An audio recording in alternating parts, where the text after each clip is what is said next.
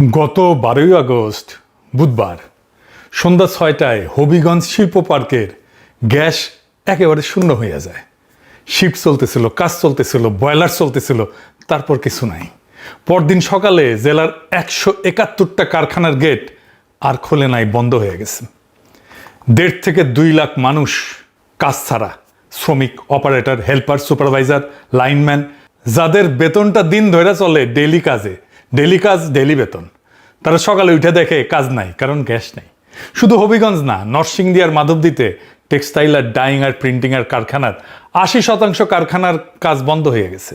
ব্যবসায়ীরা কইতেছেন প্রত্যেক দিন 400 থেকে 500 কোটি টাকার ক্ষতি হইতেছে। বিএসআরএম দেশের সবচেয়ে পুরানো ইস্পাত প্রতিষ্ঠান, তাদের 10টা প্রধান কারখানার সবগুলা বন্ধ করে দিছে। তার মানে শুধু রপ্তানি না, দেশের ভিতরে নির্মাণ কাজও থামতেছে। গাজীপুরে 3,500 কারখানার মধ্যে প্রায় 550 উৎপাদন থেমে গেছে, আর যেগুলো কোনো মতে চলতেছে সেগুলোর উৎপাদন অর্ধেকের চাইতেও কমে নামে গেছে। নারায়ণগঞ্জে 450 ডাইং কারখানা বিপাকে আছে। সাভার আশুলিয়া গ্যাসের চাপ এত কম যে বয়লার, ডাইং, ওয়াশিং আর ফিনিশিং বিভাগ চালানোই যাইতেছে না। আর চলতি মাসে ওই অঞ্চলে কয়েক হাজার শ্রমিক ছাঁটাই হয়েছে। আর শহরের রান্নাঘরের চুলার কথা কি বলবো, আপনারা তো জানেন এটা জ্বলে না। সিএনজি স্টেশনের সামনে গাড়ির লাইন রাস্তা পর্যন্ত নামছে। এটা কোনো প্রাকৃতিক দুর্যোগ না, কিন্তু ক্ষতিটা কারখানার গেটে থামে নাই। 22 আগস্ট শনিবার বিকালে নারায়ণগঞ্জের বিকেএম এর কার্যালয়ে ব্যবসায়ীরা বসছিলেন। বৈঠক শেষে বিকেএম এর সভাপতি মোহাম্মদ হাতেম সাংবাদিকদের বললেন, সারা বাংলাদেশে 300-র বেশি গার্মেন্ট প্রতিষ্ঠান বন্ধ হয়ে গেছে। রপ্তানি ক্ষতিগ্রস্ত হয়েছে 40 থেকে 50%। আর রপ্তানি আদেশ চলে যাইতেছে কোন দেশে? আমাদের বন্ধু দেশে। কারখানা বন্ধ হইলে আবার চালু করা যায়, কিন্তু ক্রেতা একবার চলে গেলে সে ফিরে আসে না। ওনারাই বলতেছেন ইউরোপের একজন বড় ক্রেতা অর্ডার বাতিল করে পাশের দেশে নিয়ে যেতে চাইতেছে। কিছু রপ্তানি আদেশ ইতিমধ্যেই চলে গেছে। সামনের দিনে ওয়ার্ক অর্ডার ধরে রেখে যাবে কিনা সেটা নিয়েও তারা শঙ্কিত। ওনার ভাষায় দেয়ালে নাকি পিঠ থেকে গেছে। আর তিনি কয়েকটা কথা বলছেন। জ্বালানি মন্ত্রণালয়ের পক্ষ থেকে আশ্বাস দেওয়া হয়েছিল 10 আগস্টের পর থেকে পরিস্থিতি স্বাভাবিক হয়ে যাবে। 2 দিন কিছু গ্যাস পাওয়াও গেছে, তারপর পরিস্থিতি আরো খারাপ হয়েছে। আর এই সংকট থেকে বাইরে হওয়ার পথ নিয়ে তারা সরকারের কাছ থেকে সুনির্দিষ্ট কোনো ব্যাখ্যাই পাইতেছেন না।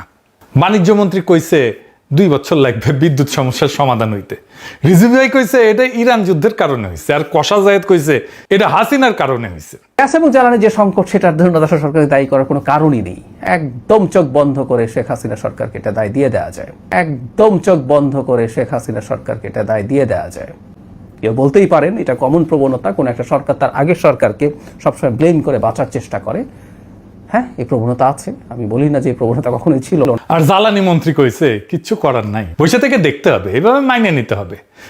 কারণ আসেনি, আমি না, আমার এত এনার্জি নাই, আমার ঘোড়ায় আসবে। শুনেছেন ঘোড়া রাশি? তো ব্যবসায়ীরা সরকারের সাথে বৈঠকে বসছিলেন। কি দাবি করছে জানেন? অবিশ্বাস্য দাবি। জুন আর জুলাই মাসের গ্যাস এবং বিদ্যুৎ বিল আগামী 12 মাসে কিস্তিতে পরিশোধের সুযোগ চেয়েছেন। আর বলছেন ওই সময় যদি বিল দিতে না পারি তাহলে সংযোগটা কাইটেন না। এই সংকটের মধ্যে কারখানা কিভাবে চলবে সরকারকে তার সুনির্দিষ্ট ব্যাখ্যা দিতে হবে। প্রত্যেক সপ্তাহে অন্তত একবার করে সরকারকে ব্রিফিং করতে হবে, এটা দাবি। গণপরিবহনে সিএনজি সরবরাহ বন্ধ করতে হবে, অবৈধ গ্যাস সংযোগ বিচ্ছিন্ন করতে হবে। আর সরকার এবং বাংলাদেশ ব্যাংকে ব্যবসায়ীরা অনুরোধ করছে যে এই পরিস্থিতিতে ব্যবসায়ীদের ঋণের কিস্তি আদায় থেকে বিরত যেন থাকে। দাবিটা খেয়াল করছেন? শেষের দাবিটা ঋণের কিস্তি। মানে গ্যাস সংকট শুধু আর জ্বালানি খাতের সমস্যা নাই, এটা এখন ব্যাংকে ঢুকতেছে। কারখানা বন্ধ তাই আয় নাই, আয় নাই তাই কিস্তি নাই, কিস্তি নাই তাই খেলাপি ঋণ বাড়বে। দেখেছেন কই যাচ্ছে? আর সবচেয়ে করুণ দাবিটা কি জানেন? প্রত্যেক সপ্তাহে একবার আমাদের ব্রিফিং করেন। দেশের রপ্তানি আর সবচেয়ে বড় খাতের নেতারা সরকারের কাছে টাকা চান নাই, ভর্তুকি চান নাই, তারা চাইছেন সপ্তাহে একবার যেন তাদেরকে বলা হয় আসলে হইতেছেটা কি। এটাও বলতে পারে নাই। শুধু কি বড় ব্যবসায়ী, মাছের খামারে বিদ্যুৎ না থাকায় 15 কোটির মাছ মারা গেছে, এরকম যে কত ব্যবসায়ী পথে বসে গেছে আল্লাহ মালুম। কিন্তু আসলে কি ঘটছিল এইটা কি আমরা জানি? আসেন আমরা পুরো ঘটনা না জানলে বাকিটা বোঝা যাবে না। আসেন আল্লাহর নামে শুরু করি। এইটা নিয়ে আমার পুরো 2টা ছুটির দিন স্টাডি করা লাগিছে। সরকারে আছে বিএনপি, আর আমার নিজের ছুটি বিশ্রাম সব জলাঞ্জলি দিয়া খোঁজা লাগে আসলে কি হয়েছে। ইয়া খোদা, দরবেশ বানায় দাও। মন্ত্রিত্ব করবে, উপদেষ্টাকারী করবে, কিছু বালচুন, আর আমার খোঁজা লিখবে সমস্যাটা কি হয়েছে। কক্সবাজারে মহেশখালীর কাছে 2টা সমুদ্রের 2টা জাহাজ ভাসতেছে। এগুলোর নাম FSRU, ভাসমান স্টোরেজ অ্যান্ড রিগ্যাসিফিকেশন ইউনিট, বিদেশ থেকে জাহাজ কইরা আসা তরল হিমায়িত গ্যাস মানে এলএনজি এই জাহাজে ঢালা হয়, আর ওইখানে গরম কইরা আবার ওইটা গ্যাসে রূপান্তর করা হয়, তারপর সেটা পাইপে কইরা দেশের ভিতরে পাঠানো হয়। দুইটার একটা চালায় দেশি কোম্পানি সামিট, আর একটা চালায় মার্কিন কোম্পানি এক্সেলারেট এনার্জি। এটা কেমন মার্কিন কোম্পানি আমরা পরে দেখব। এরা গ্রিডে দিত দেশের গ্যাস সরবরাহের 37%। 1/3 বেশি গ্যাস আসে সমুদ্র ভাসতে থাকে ওই দুইটা জাহাজ থেকে। 21শে জুলাই এক্সেলারেটরের জাহাজে আগুন লাগছে। ওই দিন পেট্রো বাংলা যে বিজ্ঞপ্তি দিচ্ছিল তাতে আগুন লাগার শব্দটাই নাই, বলা হয় কারিগরি ত্রুটি। আর জানানো হয় প্রায় 45 কোটি ঘনফুট গ্যাস এটা সরবরাহ কমছে। আগুনের কথা দেশের মানুষ জানে আরো পরে। কেন? বয়লারে আগুন লাগলে সেটা কারিগরি ত্রুটি বলে চালাই দেওয়ার দরকারটা কি? এটা মনে রাখেন প্রশ্নটা। 2 দিন পরে 23শে জুলাই এলএনজি থেকে জাতীয় গ্রিডে গ্যাস দেওয়া কমে যায় 566 মিলিয়ন ঘনফুট। স্বাভাবিক সরবরাহ 2700 থেকে 2800, সেখানে সরবরাহ নেমে দাঁড়ায় 2265 মিলিয়ন ঘনফুটে। 25শে জুলাই পেট্রো বাংলা বিবৃতি দেয়। সে বিবৃতিতে বলা হয় যে আগুন আর কারিগরি ত্রুটির কারণ জানা যায় নাই। দেশি প্রকৌশলীরা জাহাজটা পরীক্ষা করছেন কিন্তু ত্রুটির কারণ শনাক্ত করতে পারেন নাই, সমাধানও করতে পারেন নাই। এক্সেলারেটকে বিদেশ থেকে বিশেষজ্ঞ আনতে হইতেছে। আর তিনি এটাও কইছেন যে ওই এফএসআরইউতে এর আগে কখনো এই ধরনের ত্রুটি দেখা যায় নাই, কখনোই হয় নাই, এবার হইল। আর কারণ কেউ বের করতে পারতেছে না। তাহলে কি নাশকতা হয়েছে? প্রথম দিন কেন ঘটনাকে আগুন বলাই হয় নাই? আগুনের কারণ নিয়ে কোনো তদন্ত প্রতিবেদন আজ পর্যন্ত জনসমক্ষে আসে নাই। যে যন্ত্রে কোনোদিন এমন একটা ত্রুটি হয় নাই, দেশের সবচেয়ে সংকটজনক মুহূর্তে সেই যন্ত্রের ত্রুটি হইল, আর দেশের প্রকৌশলীরা কারণটাই ধরতে পারলেন না। সন্দেহ করার জন্য এইটুকুই যথেষ্ট। আগুন কেন লাগছিল সেই প্রশ্নের উত্তর দেশের মানুষকে দেওয়া হয় না, দিতে হবে এটা। আর যে রাষ্ট্র 1 মাসে ওই উত্তরটা দিতে পারে না তার ঘাড়ে সন্দেহের তো ভার চাপবেই। এই ভারটা জনগণ চাপায় নাই, রাষ্ট্র নিজেই ডেকে আনছে।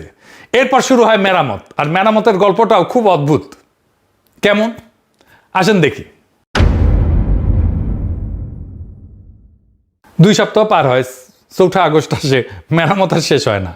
চালুর সম্ভাব্য তারিখ কয়েক দফা পিছাইতে থাকে। দৈনিক ঘাটতি 450 মিলিয়ন ঘনফুটের উপরে ঝুলে থাকে। মনে আছে জ্বালানি মন্ত্রণালয় ব্যবসায়ীদের কি বলছিল? 10 আগস্টের পর সব স্বাভাবিক হয়ে যাবে। 14 আগস্ট বিকাল 4টায় আবার কারিগরি ত্রুটিতে সরবরাহ বন্ধ হয়ে যায়। যাব বাবা, রাত 9:30 পর্যন্ত স্বাভাবিক হয় না। তারপর 15 আগস্ট মেরামত শেষ হয়। এইখানে গল্পটা শেষ হওয়ার কথা ছিল। যন্ত্র নষ্ট হয়েছিল, যন্ত্র সারানো হয়েছে, এখন গ্যাস আসবে, চুলা জ্বলবে, কারখানা চলবে, হবিগঞ্জের মানুষগুলো কাজে ফিরবে, হয় নাই। 17 আগস্ট একটা এলএনজি কার্গো আসার কথা ছিল, আসে নাই। ফলে টার্মিনাল থেকে 3 দিন ধরে সরবরাহ কমাইতে 19 আগস্ট বিকালে পুরাপুরি বন্ধ করে দিতে হয়। কেন? এইবার যান্ত্রিক ত্রুটি না, এইবার আগুন না, এইবার জাহাজের ভিতরে চলার মতো গ্যাসই ছিল না, মজুদ শূন্য। 22 আগস্ট দুপুর 2টায় একটা কার্গো ভিড়ে রিগ্যাসিফিকেশন শুরু হয় প্রাথমিকভাবে মাত্র 100 মিলিয়ন ঘনফুট। ওই দিন 2 টার্মিনাল মিলিয়ে মোট এলএনজি 670 মিলিয়ন ঘনফুট। জাতীয় গ্রিডে গ্যাস পায় 2300 মিলিয়ন ঘনফুট, চাহিদা 3800 মিলিয়ন ঘনফুট। আগুন লাগছে 21শে জুলাই, মেরামত শেষ 15 আগস্ট, কিন্তু দেশ অচল থাকছে 19 থেকে 22 আগস্ট। মেরামত শেষ হওয়ার 4 দিন পরেও সেই অচলতার সাথে আগুনের কোনো সম্পর্ক নাই। দুইটা আলাদা ব্যর্থতা। একটা কারিগরি ত্রুটি যার কারণ কেউ জানে না, কারিগরি না, এটা নাশকতা।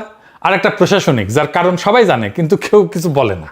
তাহলে কার্গোটা আসলো না কেন? বাংলাদেশে সাধারণত মাসে 10টা এলএনজি কার্গো আনে। টার্মিনালের সমস্যার কারণে অগাস্টে ঠিক করা হয়েছিল 9টা আনবে, এবং এটার জন্য 3টা দরপত্র ছাড়া হয়েছিল। একটা দীর্ঘমেয়াদী চুক্তিতে, একটা স্বল্পমেয়াদী চুক্তিতে, আর 4টা সরাসরি ক্রয় পদ্ধতিতে। ইংরেজিতে বলে direct purchase method, DPM, direct purchase method. বাংলায় সোজা কথা টেন্ডার ছাড়া। ওই 4টার একটাও আসে নাই। কারণ কি? কারণ হংকং ভিত্তিক এক সরবরাহকারী এমন জাহাজ প্রস্তাব করছে যেটাতে আনবে, যেটা যুক্তরাজ্যের নিষেধাজ্ঞার তালিকায়, ফলে নাও যায় নাই। আসছে কিসে? আল হামরা নামে একটা জাহাজে। সেটার আবার একটা কাহিনী আছে। এটা মস্ত টাইপের জাহাজ, মানে ওইটা তরল গ্যাস রাখা হয় ডেকের উপরে উঁচু হইয়া থাকা কয়েকটা বিশাল গোলক, দেখছেন না এরকম, এই বাক্সের মতো ট্যাঙ্কে না। 2 ধরনের জাহাজে আসে, একটা বাক্সের মতো ট্যাঙ্ক আর একটা গোল হয়ে থাকে উপরে। এই ধরনের জাহাজ একই ধারণ ক্ষমতায় সাধারণ জাহাজের চেয়ে লম্বা হয়, ভারী হয়, আর মাপজোক আলাদা। ফলে ওই যে জাহাজের গায়ে এসে ভিড়বে যেখানে গ্যাস নামাবে, সেটা স্থানান্তর করার আলাদা এটা হিসাবের ব্যাপার। আল হামরা নামের এই ভেসেলটা গভীর সমুদ্র পর্যন্ত আইসাও ডকিং আর পণ্য স্থানান্তরের ঝুঁকির কারণে এটা লাগবে, যে এটা বার্থিং বলে, এই বার্থিং এর অনুমতি পাইতে দেরি করছে। এইটা যে এসে লাগতে পারবে না ঠিক মতো, এই হিসাবটা কার করার কথা ছিল? যে চুক্তি পড়ছিল তার। সেটা কি কোনো দৈব ঘটনা? কোন জাহাজ নিষেধাজ্ঞার তালিকায় আছে সেটা চুক্তির আগে তো জানার কথা। আর এই মস্ত টাইপের এই উঁচু আলাদ ভেসেল, অন্য ধরনের ভেসেল, এটা বাংলাদেশ টার্মিনালে ভিড়তে পারবে কি পারবে না সেটা তো আগেই জানার কথা, তাই না?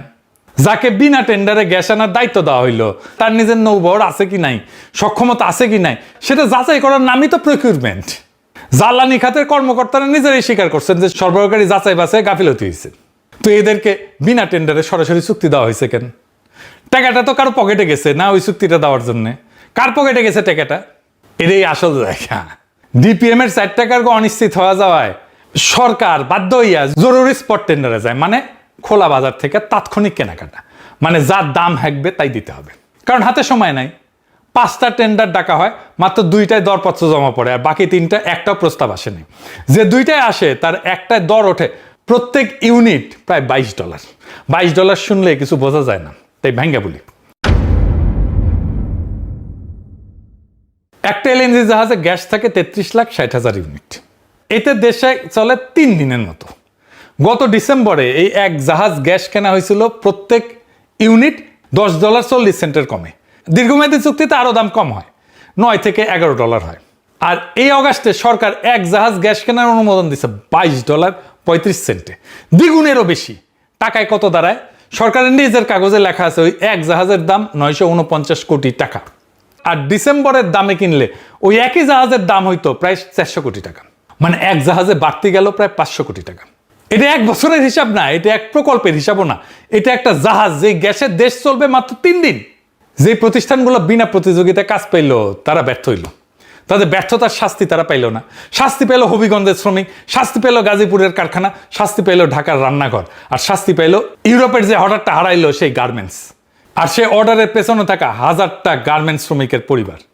তার মানে এই যে ব্যর্থতাটা, এটা তো কারো না কারোর জন্য লাভজনক হয়েছে, যে বেশি দামে দ্বিগুণের বেশি দামে কিনছে, টাকাটা কার কাছে গেছে? এখন যদি কেউ বলে যে জরুরি অবস্থা তৈরি করে উচ্চ মূল্যে স্পট মার্কেটে ঢোকার রাস্তা বানানো হয়েছে, বিনা টেন্ডারে মধ্যস্বত্বভোগীকে কাজ দেওয়া হয়েছে, জরুরি অবস্থার দোহাই দিয়ে তার সক্ষমতায় যাচাই করা হয়নি, তো এটা চুরি তো না, এটা বাটপারি।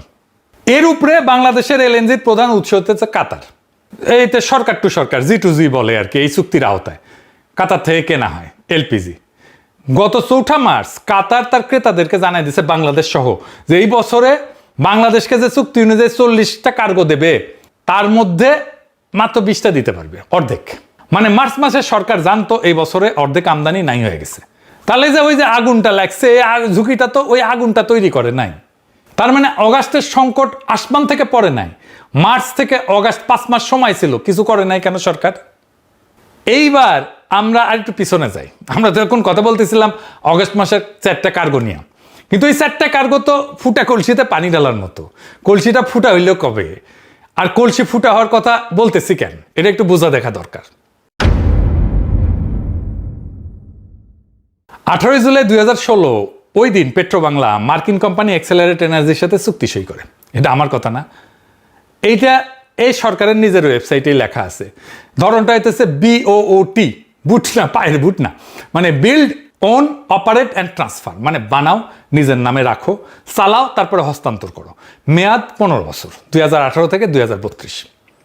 সাদা বাংলায় বললে ব্যাপারটা এরকম: এক লোক আপনার এলাকায় একটা দোকান বানাইলো নিজের পয়সায়, দোকানের খরচ ধরেন 1 লাখ টাকা, তারপর দোকানটা আপনাকে ভাড়া দিল, কিন্তু দোকান সেই চালায়, সে নিজেই, আপনি শুধু মাল কিনেন আর ভাড়া দেন। আর 15 বছর ভাড়া দেওয়ার পরে দোকানটা আপনার হয়ে যাবে। শুনতে খারাপ লাগতেছে না, তাই না? এখন টার্মিনাল বানাইতে এটার খরচা ধরা হয়েছিল $17.95 লাখ, মানে $18 কোটি মতো। আর এদেরকে ক্যাপাসিটি চার্জ দিতে হয় দৈনিক $4,54,000, বছরে দাঁড়ায় $16.57 কোটি। একটা টার্মিনাল বানাইতে লাগে $18 কোটি, আর 2টা টার্মিনালের ভাড়া বাবদ বছরে যায় প্রায় $16.57 কোটি। মানে এক বছরে ভাড়ার টাকা দিয়া প্রায় একটা গোটা টার্মিনাল বানায় ফেলা যায়। আর ক্যাপাসিটি চার্জের মানেটা কি? সেটা তো এই অগাস্ট মাসে দেশের মানুষ হারে হারে টের পাইছে। ক্যাপাসিটি চার্জ মানে গ্যাস আসুক বা না আসুক ভাড়া দিতে হবে, আগুন লাগুক, মেরামত চলুক, মজুদ শূন্য হইয়া যাক, জাহাজ 4 দিন বসে থাকুক, ভাড়া দিতেই হবে। যেদিন ওই হবিগঞ্জের কারখানার গেট খুলে নেয় সেদিনও ভাড়া গেছে, দোকান বন্ধ, ভাড়া চালু। এই চুক্তি শেষ হবে 2032 সালে। ওই দিন টার্মিনালটা বাংলাদেশের হবে। তো ওদের এই জাহাজটা কত পুরানো জানেন? যখন ওটা বানানো হয়েছিল দক্ষিণ কোরিয়ায়, আর কোম্পানিটা ওটা বুঝা পায় 2005 সালে, মহেশখালীতে বসানো হয় 2018 সালে। মানে যেদিন এই দেশের গ্যাস ওই জাহাজের ভেতর দিয়ে ঢোকা শুরু করলো, ওই এক্সেলারেটরের জাহাজের ভেতর দিয়ে, সেই দিন ওইটার বয়স 13 বছর। আমরা নতুন কিছু আনি নাই, আমরা 13 বছরের পুরান একটা জাহাজ ভাড়া করিয়া তার উপরে গোটা দেশের জ্বালানি বসাই দিছি। আজ ওইটার বয়স 21 পার। আর এই ধরনের জাহাজের কার্যকর আয়ু সাধারণত 25 বছর। তার মানে 2032 সালে যখন মালিকানা হাতে আসবে বাংলাদেশে, ততদিনে জাহাজটার বয়স 3 দশকের কাছাকাছি। মানে দোকানের মালিকানা যখন পাবেন, ততদিনে দোকানটা ভাঙার বয়স হয়ে যাবে। আপনি কটকটি খাবেন বেচা ওইটা। কতভাবেই না লুটপাট হয়। আপনি 15 বছর ভাড়া দিবেন একটা ভাঙা দোকানের মালিক হওয়ার জন্য। এই এক্সেলারেট এনার্জির এইখানকার হর্তাকর্তা কে জানেন? এই যে পিটার হাস, চিনেন তো, মার্কিন অ্যাম্বাসাডার ছিল। এই এক্সেলারেট এনার্জির যখন পারমিশন যখন হয়, তখন তৌফিক আলাই দৌড়ঝাঁপ করছিল। যার নাম নিয়ে এটার অনুমোদনের তদবির করছিল, সে বিভিন্ন জনের কাছে গেছিল। আঙ্কেরে 5,500 বিজ্ঞানী ওই যে কুত্তে নিয়ে বসে থাকে, হ্যাঁ কুত্তাটা করলে সুন্দর আছে। সেই জন্য এক্সেলারেট এনার্জি সাগরের টার্মিনালটা নিজের পয়সায় বসাইছে $18 কোটি। আর জাহাজটা তখনই ছিল 12 বছর পুরনো। কেউ প্রশ্ন করেনি, কেন করেনি বুঝতে পারছেন? 15 বছর এক্সেলারেটর মোট বিনিয়োগ দাঁড়াবে $50 কোটি। আমাদের হাতে চুক্তির কপি নেই, কিন্তু সরকারের কাছে আছে। সজীব ওয়াজেদ জয় আর বাটপাট তস্কর শিরোমণি তৌফিক আলাইর নাম ধরে আছে যে কোম্পানির সাথে। সেই কোম্পানি তো ফ্যাসি উত্তর বাংলাদেশে কাজ করতে পারার কথা না। 2016 সালে সই হওয়া সেই চুক্তির উপরে দেশের 1/3 গ্যাস দাঁড়ায় আছে। যে চুক্তির টাকা দেয় এই দেশের করদাতা, সেই চুক্তির শর্ত আজ পর্যন্ত জনসমক্ষে প্রকাশ করা হয় নাই। আপনি সরকারের ওয়েবসাইটে যান, ও বলবে জাহাজের এক্সেলারেটর জাহাজের দৈর্ঘ্য 277 মিটার, প্রস্থ 44 মিটার, ধারণ ক্ষমতা 1,48,000 ঘনমিটার। জাহাজটা কত চওড়া সেটা রাষ্ট্র আপনাকে জানাইতে রাজি, কিন্তু জাহাজটার জন্য আপনি কত টাকা দিতেছেন সেটা জানাইতে রাজি না। মানে আপনি এমন একটা চুক্তির টাকা শোধ করতেছেন যেটা আপনি পড়তে পারবেন না। সরকারকে চুক্তিটা প্রকাশ করতে হবে। মহেশখালীর 2টা টার্মিনালের চুক্তি, ক্যাপাসিটি চার্জের কাঠামো, ঋণের শর্ত, সুদের হার, আর নভেম্বর 2023-এ সই হওয়া এদের সাথে 15 বছরের ক্রয় চুক্তি যেটা হাসিনা করে গেছে, এই সব কিছু প্রকাশ করতে হবে। বাণিজ্যিক গোপনীয়তার কথা বললেন না। এটা 2 ব্যবসায়ীর চুক্তি না, এটা রাষ্ট্র আর একটা কোম্পানির চুক্তি যার টাকা দেয় জনগণ। আর মনে রাখেন, বিগত সরকার এই কাজটা করছিল 2010 সালের একটা আইনের বলে, যে আইন বাতিল হয়ে গেছে। তাহলে এখন লুকানোর কি আছে? আর যদি প্রকাশ না করেন তাহলে আমরা ধরে নেব যা রটিছে তার তো কিছুটা বটেই। কাগজটা বের করেন, শুধু কাগজটা। ওর উপরে দায় চাপায় দেওয়ার শিশু সুলভ কাজ বন্ধ করেন। জয়ের ছায়া যেখানে আছে সেটা বাংলাদেশকে বিপদে এইভাবেই ফেলবে। আপনারা বিপদে পড়েছেন এই সজীব ওয়াজেদ জয়ের জন্য। যদি এটা সংশোধন না করেন, দেশের সামনে আরো ভয়াবহ জ্বালানি সংকট আসবে। এই জ্বালানি সংকট থেকে উত্তরণের পথ বের করতে হবে। আর ওই যে ওই যে সরকার বডিগার্ড, ও 1972-এ কইছিল 5 বছর কিছুই দিবার পারবো না। ওনারে 5 বছর টাইম দেয় না কিন্তু বাংলাদেশের মানুষ। তাও শিক্ষা হয় নাই আমাদের বাণিজ্য মন্ত্রী, সে কয় 2 বছর বিদ্যুৎ দিতে পারবো না। সোহরাওয়ার্দী বডিগার্ডের মতো 1972-এর বিপুল জনপ্রিয় নেতাই টিকে নাই। আপনি কোন হরিদাস পাল জনগণকে 2 বছর আটকায় রাখবেন?